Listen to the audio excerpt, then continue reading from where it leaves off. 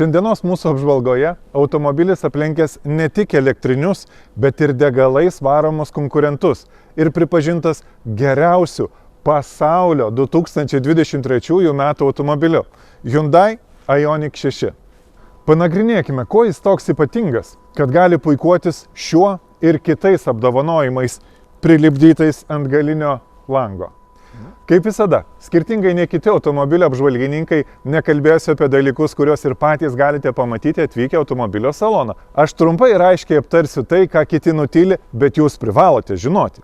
Kokį realų atstumą galima nukeliauti pilna baterija, kiek užtruksite norėdami ją įkrauti, bei kiek kainuotų šio elektromobilio pirkimas ir eksploatavimas lyginant su degalais varomomis alternatyvomis. Tiesa, OV.lt nuolat įkelia video apie naujausius elektromobilius, tad užsiprenumeruokite mūsų kanalą, būtinai paspauskite pranešimų gavimo skambutį, kad nepraleistumėte jums aktualiausių apžvalgų. Aš Tadas iš OV.lt. Apie elektromobilius trumpai ir aiškiai.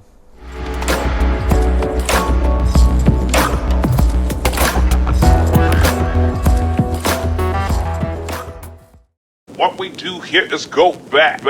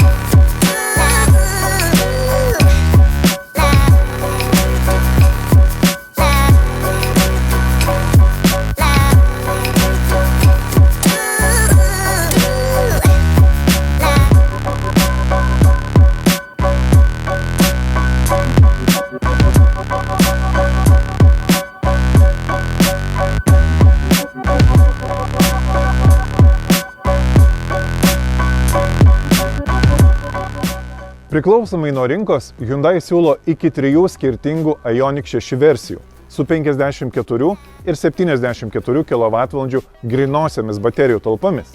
Mažesnėje bateriją turintis elektromobilis varomas tik galiniais ratais ir silpnesniu 151 arklio galios motoru, o 74 kWh Ioniq 6 gali turėti ir visų ratų pavarą, kurią 325 arkliai iki 100 km/h įbėgėja per apytiksliai 5 sekundės. Mūsų bandyta tik galiniais ratais varoma versija su 228 arklio galių motoru įsibėgėja lėčiau, bet to pilnai pakanka smagiam važiavimui, ypač persėdus iš degalais varomo automobilio.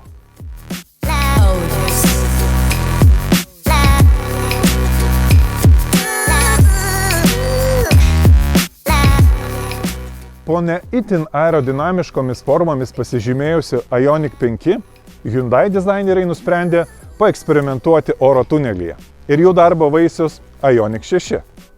Šio EV efektyvumas papuola į top 1% visų kada nors pagamintų elektromobilių. Tad su tą patį tūrį turinčią bateriją šeštukas sugeba įveikti iki 100 km ilgesnį atstumą nei vyresnysis Ioniq 5.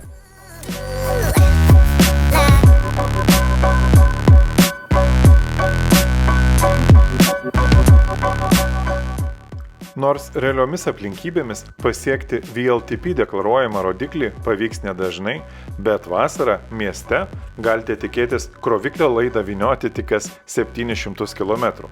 Bet kad ir koks aerodinamiškas elektromobilis bebūtų, fizikos dėsniai veikia visus. Išvažiavę į greitkelį žiemą, nusklęsite tik apie pusę šio atstumo. Tad savo keliones planuokite su dažnesniais tarpiniais sustojimais.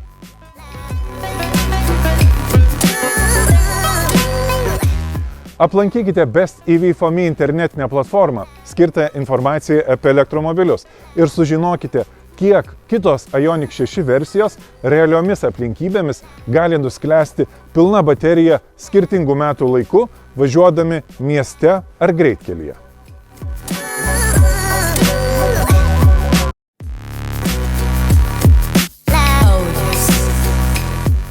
Ko gero nieko nenustebinsiu pasakydamas, kad šiuolaikiniai nauji elektromobiliai gali pakankamai sparčiai prisipildyti baterijos likutį. Ir 100 km kelio elektros įsilieti per apytiksliai 15 ar net 10 minučių. Bet tikrai rekomenduoju skirti laiko ir pasidomėti, kokios jūsų išsirinktų modelių galimybės pildytis baterijas. Nes tikrai nustebsite sužinoję, kad kai kuriems elektromobiliams, naujiems elektromobiliams, gali prireikti iki 7 kartų daugiau laiko įkraunant bateriją, nei tiek pat kainuojantiems modeliams.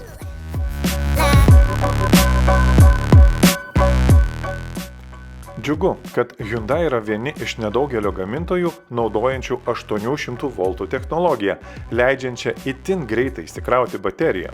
Tad Ioniq 6 puikuojasi pirmoje mūsų topo vietoje tarp visų kada nors pagamintų elektromobilių. 5 minutės. Tiek vidutiniškai užtruksite pildant bateriją 100 km kelio, vidutiniu įkrovos greičiu imant greitkelio sąnaudas.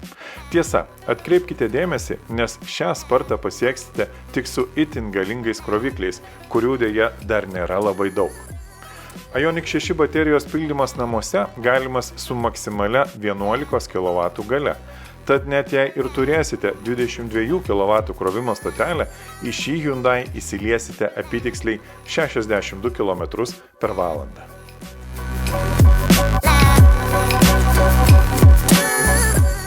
Deja, bet elektromobilių įsigijimo kaina yra vienas pagrindinių faktorių atbaidančių pirkėjus nuo greito sprendimo atsisakyti degalais varomų alternatyvų. Bet nereikėtų žiūrėti vien tik į automobilių kainininką ir dejuoti, kad elektromobiliai neįperkami. Skaičiuokite, kiek realiai kas mėnesį išleisti automobilio leasingui, kelionėms bei išlaikymus. Štai ką turėtumėte žinoti ir įvertinti prieš priimdami galutinį sprendimą pirkti ar ne šį elektrinį Hyundai. Hyundai nebeturi jokio modelio varomo degalais, kuris būtų tiesioginis Ioniq 6 atitikmuo. Tad atstovai suteikė duomenis apie patį populiariausią benzinų varomą Hyundai modelį – Tucson. Sutiksiu, kad jis konkuruoja kitoje kategorijoje ir yra net 16 000 eurų pigesnis, tad palyginimas nėra labai tikslus. Bet pažiūrėkime, ar elektromobilis turi galimybių būti konkurencingas įsivertinus naudojimosi išlaidas.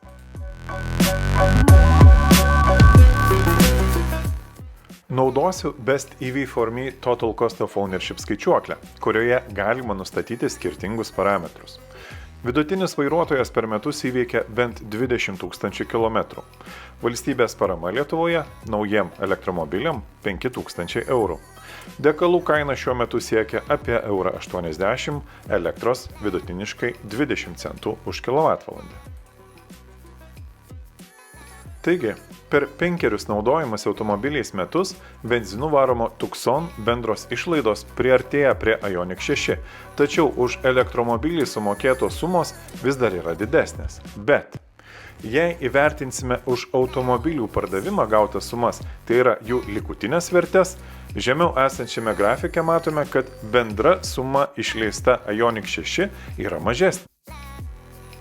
Tad 16 000 eurų brangesnis elektromobilis jums kainuos mažiau nei degalais varomas Tucson.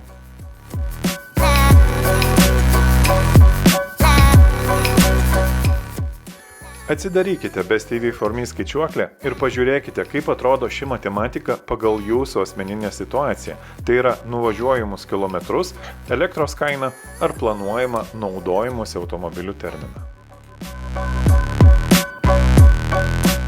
Jei vis dar nesiryžtate įsigyti naujo elektromobilio, galbūt verta pagalvoti apie naudotą.